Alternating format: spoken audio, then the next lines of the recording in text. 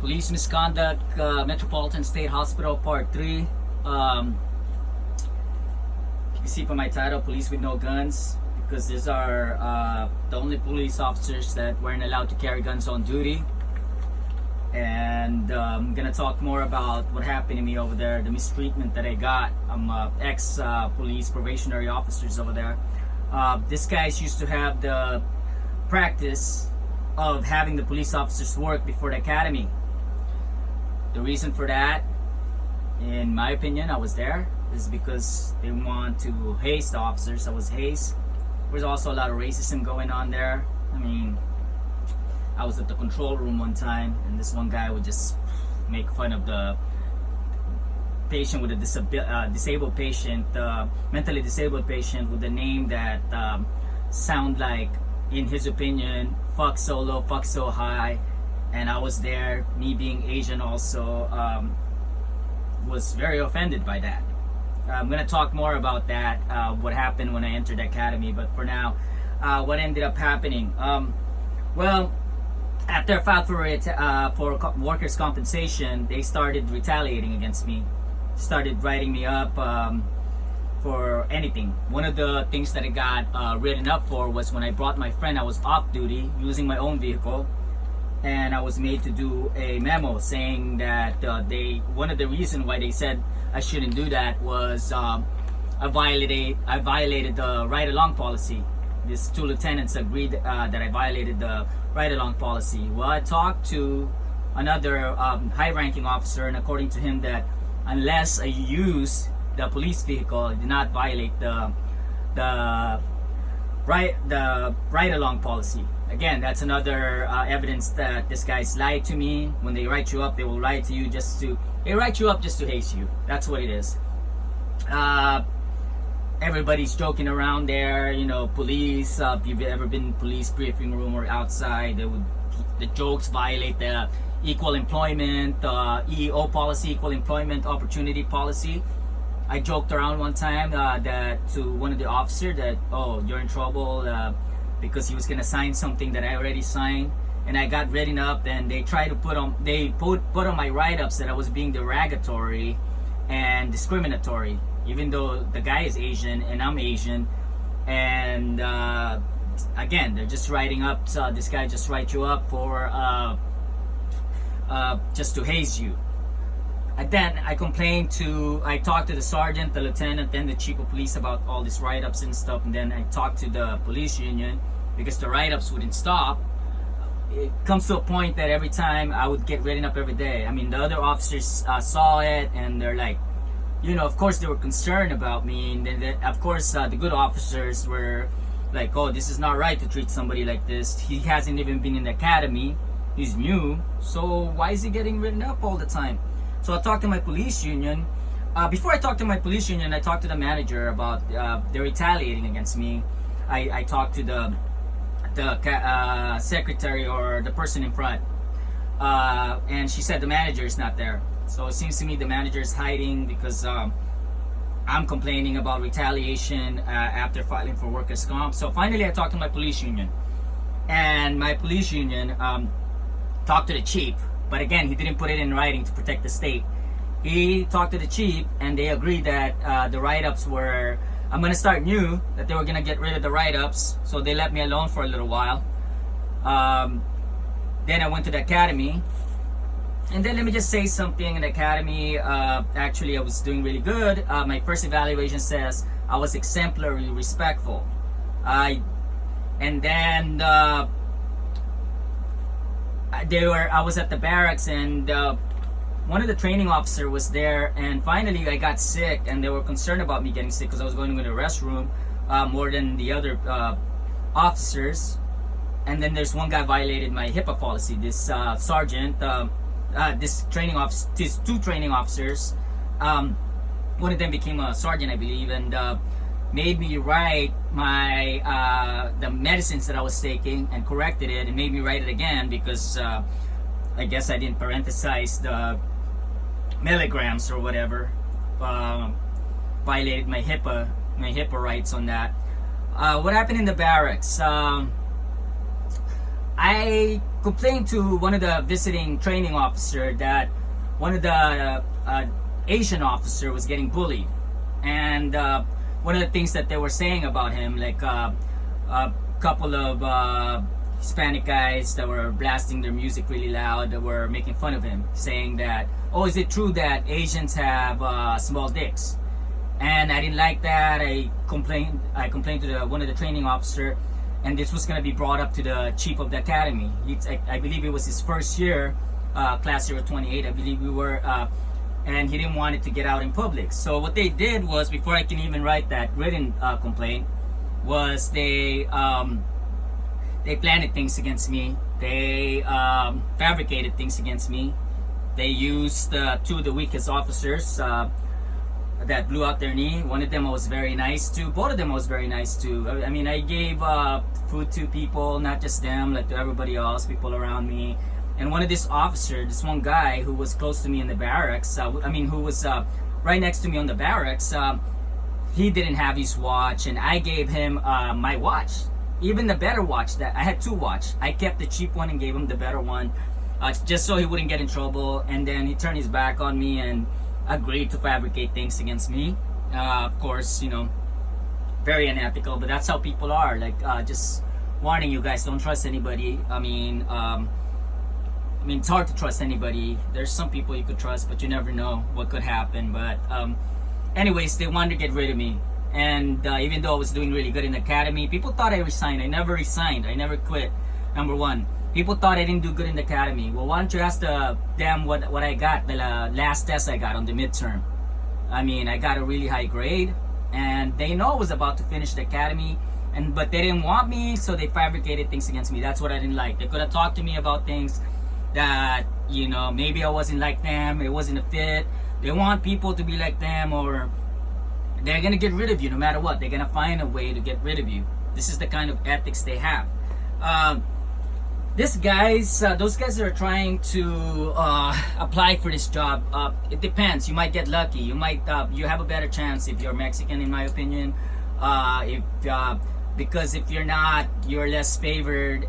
You have a better chance if you're from a Tuscadero, because they favor their own guys. The chief is from Tuscadero, and you risk that if you try to enter this profession, that them not liking you. If they don't like you, they'll do whatever they can, illegal or not. They feel so powerful to get rid of you. One of this lieutenant that I've been talking about on part 1, he was in the academy at that time. He said, when I complained about something in the academy, like I brought my concerns, he said, this is the academy, we could do whatever they want. We could do whatever we want. So they actually did in getting rid of me. Fabricated things and intimidated me to resigning. I never resigned. Me and the police union went to the pre-hearing. We were about to go to the hearing, and they had all this probationary officers ready to say bad things about me. And this person that fabricated things against me was there too. However, the reason why I didn't show up is I got really sick, and two, I was having anxiety, and then another thing was because one of the things that was giving me worries was the police union didn't want to put what I really wanted there. Was pure bad faith in my parts, retaliation. He wanted to put other things in there. He actually called me several times, and this guy wouldn't put things on his email, and because it's evident that he didn't want me to say all these things that they were doing illegally, because if I do that in court, it will be in records. So he didn't want that. So he wanted to sugarcoat things. And me being really sick that day, and having things, I just felt like it was very unfair that if I can say the things that I want to say for my defense. I mean, this is supposed to be to get the job back or other things to defend myself. Then me being really sick also the main reason. What's the point? I mean, I'm gonna talk to the Fair Housing and Employment soon. Now you might be wondering, why am I gonna talk to the Fair Housing and Employment now, like soon? I mean, this happened like months ago. Well, most people don't know that when you file something against with the Fair Housing and Employment, they don't take care of things right away. It takes months. They schedule you. They have a lot of other people ahead of you. And so finally, my time to tell them all these things will come soon. I believe this week coming up. So I can't wait to talk to them. And I'm hoping they help me out, because they don't, then I'm just gonna talk to the director of all the directors, Claudestine, and definitely I'm gonna talk to the governor. And I already presented a lot of things to the FBI, and I'm gonna present all those things to the governor. And since the governor passed a new law, the necessary force law, and I'm sure he'll understand that all this thing that goes on here, these guys are not being supervised. It's very unethical. It's very illegal. It's very illegal to retaliate against somebody for filing workers' comp. I mean, if you're a probationary officer, they can get rid of you for any reason, except they can retaliate against when you file for workers' comp and any other things. They can't be violating EO policy, racism, and all that other stuff. They can't do that. I mean, what's happening to these guys? Why are these guys acting like it? I don't know if you heard of the Stanford experiment when they gave this guy titles of prison guards and prisoners. When they get the title, they start psychologically torturing the prisoners and stuff, the people under them, the people under their title. And I think that's what's going on with these guys. And there's a moral issue with this stuff. Also have this God complex when they're given a title of sergeant or a lieutenant. When this one guy that used to be a training officer became a sergeant, one time he wrote me up. He went down. I was on one of the guard shack that they had, and he claimed that I had one of my shoe off, fabricating things. Just because after he got the title of sergeant, he started acting like that, started fabricating things. Started to have this God complex, like they're better than everybody else, when in reality they eat just like everybody else, they drink water just like everybody else, they sleep like everybody else, they poop just like everybody else. And in my opinion, they're gonna grow old and die just like everybody else. The only thing that makes them different than everybody else is they're more immorals than everybody else. And that I gotta give them that. That immorality would stay with them forever, because it's a big sickness that they have, and they don't think there's anything wrong with it. So I just wanted to clarify all those stuff. And just like I said, this guys did this to you. There are many options out there. I'm sure this is gonna stick with you for a long time. You're gonna need to go to your doctors, go to your psychologist or whatever. They have a work therapy at Kaiser, and I complained to the EEO, Equal Employment Opportunity. They didn't step in when I keep on getting harassed. I don't think they're doing anything about it now. I said they work for the state. So what I mean is they trying to protect the state is because they don't want to put everything in writing and then defend you right away because they could get sued. The thing is, getting sued is more important to them than morality and ethics. So they try to prevent that. That's more of their concern. So go to the Fair and Housing and Employment, because that's where I went, and I'm still waiting to see if they're gonna do something about it. Then also, just like I said, if they use police probationary officers to say bad things about you, you can go to the FBI. My email's on the first video. I'm also gonna include my email here, and I'll tell you, they have stations everywhere. Why the FBI? Because I know you probably think that the FBI only investigates terrorist acts, terrorism, or they only investigate most wanted lists. But one of the things that they investigate is police misconduct. When I went to them and told them that, hey man, they use these probationary officers to fabricate things against me, and they say that fits into police misconduct, and they'll look into that. So since there are already complaints filed against them, to the FBI, if you complain, then most likely they're gonna take more actions about it, and they're gonna look into it. Another thing is, if you need somebody to testify against this guy, my email is there. I haven't been checking it, but we'll check it. Just say it's an emergency. I'll call. Give me your number. I'll call you. You need somebody to testify against them in court. You can actually, I will actually testify against them at any time for free. So. Don't feel that you're alone in the situation. I mean, these guys are they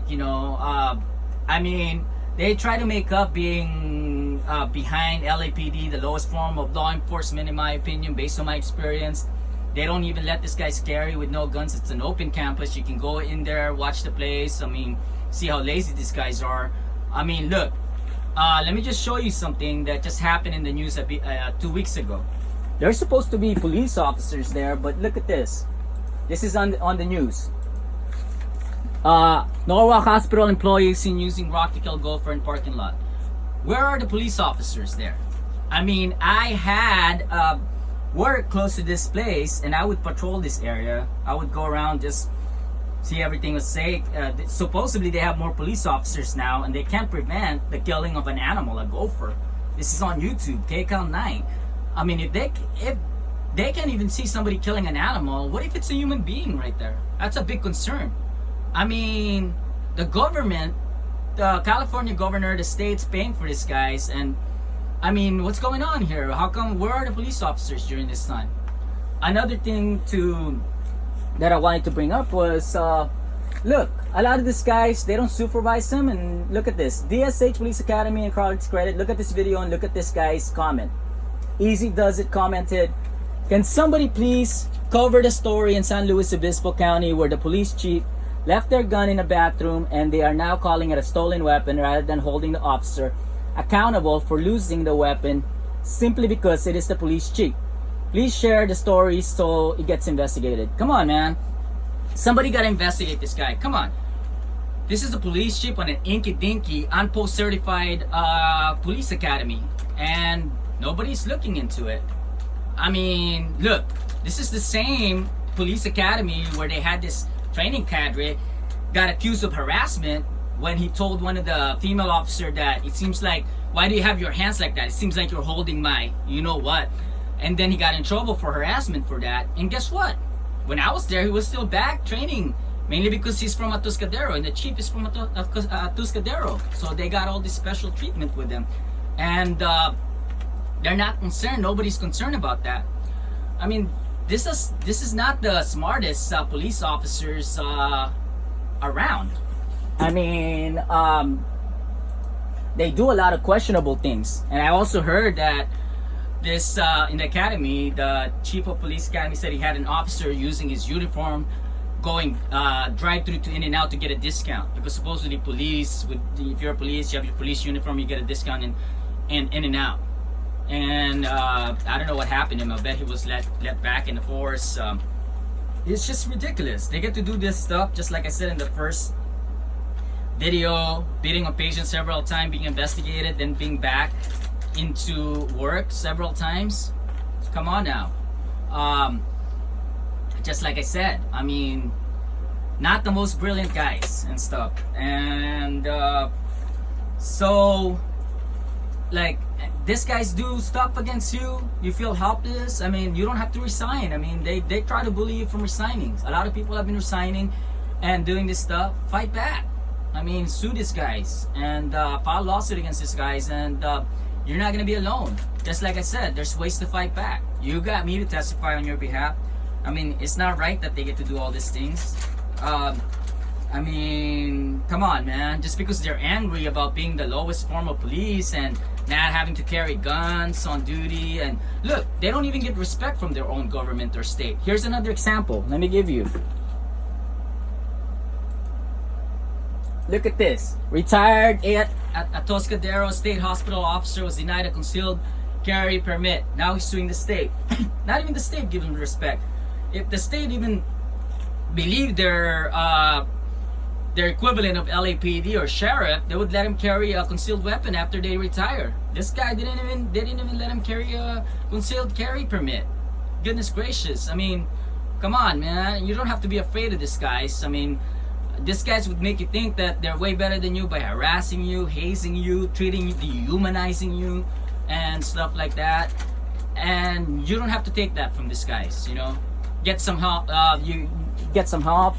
And I mean, I'm concerned about people that they did this to, that they rob, consider it robbing if they cost your employment, because employment has something to do with money.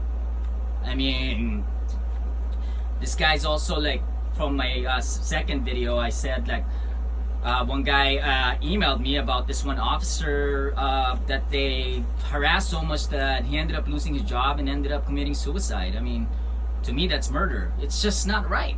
I mean, I encourage everybody to fight for their rights and not just take it from this guy's. Again, thank you for all the people that emailed me, and I'll be doing some more videos hopefully, and then I'll post it here and I'll let you guys know about it. Thank you from now, and goodbye, and hopefully if you can apply for another police department, go do so. That's my advice for you. You'll be more respected, and you'll have a better chance that this is not going to happen to you again.